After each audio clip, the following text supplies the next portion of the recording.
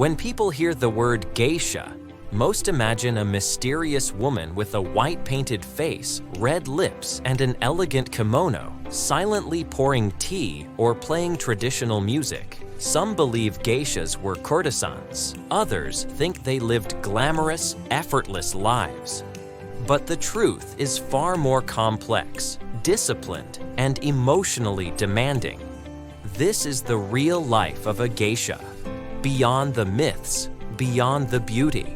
Origins of the geisha tradition. The geisha tradition began in the 18th century Japan during the Edo period, a time marked by strict social order, flourishing urban culture, and a growing demand for refined entertainment. Contrary to popular belief, the earliest geishas were men, known as taikomochi or hokan. These men served as professional entertainers who performed for wealthy patrons through storytelling, poetry, witty conversation, and humor. Their role was to create a relaxed and enjoyable atmosphere during social gatherings, particularly in tea houses and banquets attended by the elite.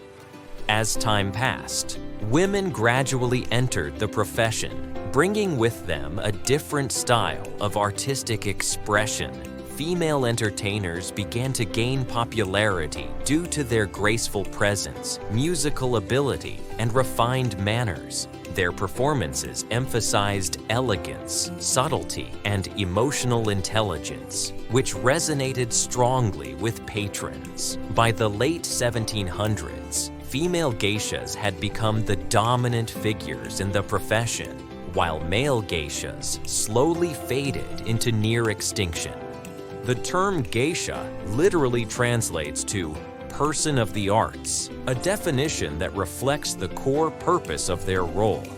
Geishas were never meant to be prostitutes, despite widespread misconceptions, especially in Western narratives. Their profession was rooted in artistic mastery and social sophistication, not physical intimacy. A geisha was trained extensively in traditional music, dance, poetry, tea ceremony, and the delicate art of conversation. Their responsibility was to entertain, engage, and elevate social gatherings through culture and intellect. Understanding this distinction is essential to appreciating the true identity of geishas and separating historical fact from long-standing myth.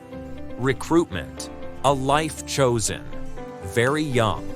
Historically, girls entered the geisha world at a very young age, often between the ages of 6 and 10, long before they could fully understand the life that awaited them.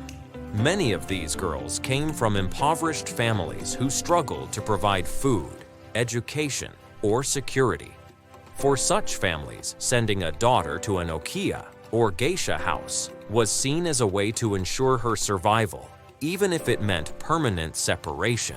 In other cases, girls were formally sold to okiya owners, turning childhood into a contractual obligation rather than a personal choice. In modern Japan, strict legal protections exist. Girls must now be at least 15 years old and are required to join the profession voluntarily. However, in earlier centuries, this freedom did not exist. Decisions were often made by parents or guardians, driven by poverty, debt, or social pressure. For many girls, the geisha path was not a dream, but an assigned destiny. Once a girl crossed the threshold of an okiya, her entire identity was reshaped. She was given a new professional name, symbolizing the loss of her former life. Daily routines were governed by strict rules, obedience, and hierarchy. Every kimono, lesson, meal, and performance added to a growing financial debt owed to the house. Until that debt was repaid, the girl belonged not to herself, but to the tradition that claimed her future. The grueling training process. Becoming a geisha was not about beauty. It was about endurance and discipline. A trainee, called a Maiko, spent years learning classical Japanese dance, shamisen, a traditional string instrument, tea ceremony, poetry and calligraphy, proper speech, posture, and walking, how to read emotions and control conversations. Training could last 5 to 7 years with long hours and harsh discipline. Mistakes were punished. Perfection was expected. Maikos were required to wake early, attend lessons all day, and entertain guests at night. Physical exhaustion was common, but emotional suppression was mandatory. Appearance, beauty as a burden. The iconic geisha look was not a choice, it was a requirement. Maikos wore heavy white rice powder on the face, bright red lipstick applied only to part of the lips, elaborate hairstyles pulled tight, often causing hair loss, extremely heavy silk kimonos weighing up to 20 kilograms. These outfits were worn for hours, sometimes in extreme heat. Sleeping was also difficult. To preserve their hairstyles, Maikos slept on wooden headrests, leading to neck pain and insomnia. Beauty was not comfort, it was performance. Daily life inside the okiya. Life inside the okiya was highly hierarchical. Younger trainees served senior geishas, cleaning, assisting, and observing silently. A Maiko had little personal freedom. No romantic relationships, no personal money, no control over schedules, no privacy. Every aspect of life was monitored. Even laughter had rules. Too loud was disrespectful, too quiet was cold. Only after years of loyalty and repayment of debts could a Maiko become a full geisha, entertaining the elite. Geishas entertained wealthy businessmen, politicians, and influential figures in exclusive tea houses. A geisha was expected to make guests feel important, calm tensions during business discussions, read subtle social cues, entertain without overshadowing, entertaining the elite. Geishas entertained wealthy businessmen, politicians, and influential figures in exclusive tea houses. Their job was not flirtation, it was emotional intelligence. A geisha was expected to make guests feel important, calm tensions during business discussions, read subtle social cues, entertain without overshadowing. They were masters of controlled conversation, never too opinionated, never too silent. In a society where men were expected to suppress emotions, geishas provided a space where feelings could exist, carefully, safely, and without judgment. Myths versus reality. Sexual exploitation.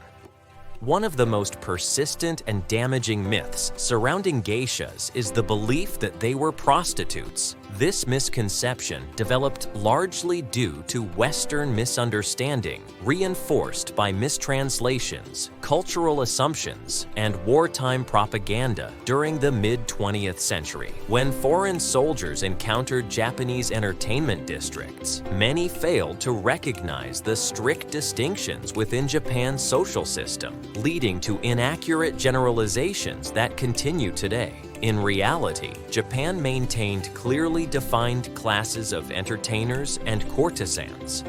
Courtesans, such as oiran, operated within licensed pleasure quarters and were explicitly involved in sexual services. Geishas, on the other hand, were legally and socially separate. Their profession centered on artistic performance, refined conversation, and cultural sophistication. Laws and professional codes strictly prohibited geishas from engaging in prostitution, and any geisha who violated this boundary risked permanent loss of status and expulsion from the profession. That said, the geisha system was not without its flaws. While sexual activity was not part of their role, exploitation existed in more subtle forms. Many geishas were financially dependent on their okiya, burdened by long-term debt for training, clothing, and living expenses. In earlier centuries, young girls often entered the system without genuine consent. their futures decided by family circumstances rather than personal choice. Emotional control was also expected, as geishas were trained to suppress personal desires in favor of constant composure. Thus, while geishas were not prostitutes, their lives were shaped by rigid structures and limited autonomy. The elegance admired by the outside world often concealed the heavy personal sacrifices required to maintain it. Emotional isolation and sacrifice. Perhaps the greatest price a geisha paid was loneliness.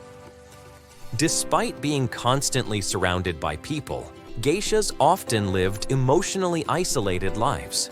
Marriage was strongly discouraged, and if a geisha chose to marry, she was required to retire permanently from the profession. This rule forced many women to choose between personal happiness and the only life they had ever known. As a result, countless geishas spent their years entertaining others while suppressing their own emotional needs and desires. They were trained to maintain composure at all times, learning to smile through exhaustion, grief, and longing. Personal struggles were never meant to surface, as emotional control was considered an essential part of their art. Over time, individual identity slowly faded, replaced by a carefully crafted performance designed to please others. For some women, this devotion to art provided a sense of meaning and pride.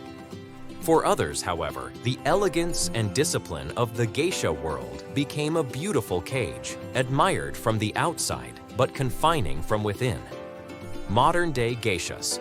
Today, fewer than 1,000 geishas remain in Japan. Modern geishas choose the profession voluntarily and work fewer years. Training is less harsh, and education laws protect minors. Yet the essence remains the same: art over appearance, discipline over freedom, tradition over individuality. In a fast-moving digital world, geishas represent a living memory of Japan's cultural soul. Conclusion: the cost of elegance. The life of a geisha was never simple. It was a life of art, restraint, sacrifice, and silent strength. Behind every painted face was a girl who trained for years, gave up freedom, and mastered emotion as an art form. Geishas were not fantasies. They were survivors of a system that demanded perfection at a personal cost. Understanding their lives means respecting the beauty while acknowledging the pain that shaped it. Because sometimes the most elegant traditions are built on the heaviest sacrifices.